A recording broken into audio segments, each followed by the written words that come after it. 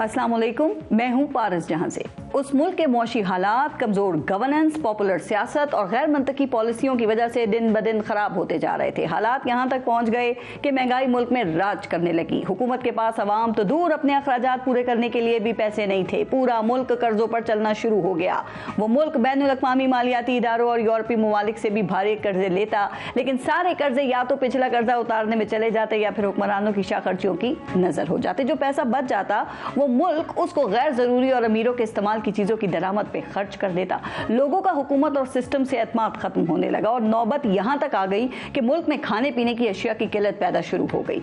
लोगों को सिर्फ किचन का सामान हासिल करने के लिए कई कई घंटे कतारों में लगना पड़ता। मुल्क की मईशत मुकाबले की दौड़ हार गई और मुल्क की पैदावार कम होने लगी। नौबत जब राशन बंदी तक आई तो अवाम ने तंग आके मुल्क में एहतजाजी तहरीक शुरू कर दी। उस तहरीक ने मुल्क के हुक्मरानों को बहुत कुछ सोचने पर मजबूर कर दिया। फिर उस मुल्क ने पॉपुलर सियासत से जान छुड़ाई और दुनिया से मुकाबला करने के लिए मुल्क में तकलीफ दे मौशी इस्लाहात का फैसला किया।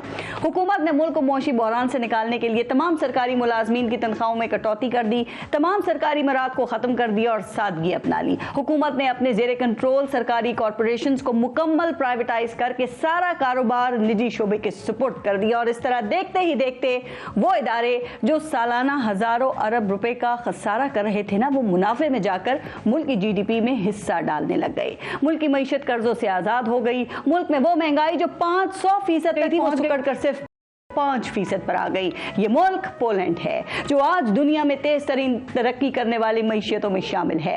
सिर्फ 20 साल की मेहनत और तकलीफ दे इस्लाहाती अमल के बाद आज पोलैंड की एक्सपोर्ट तकरीबन 400 अरब डॉलर है।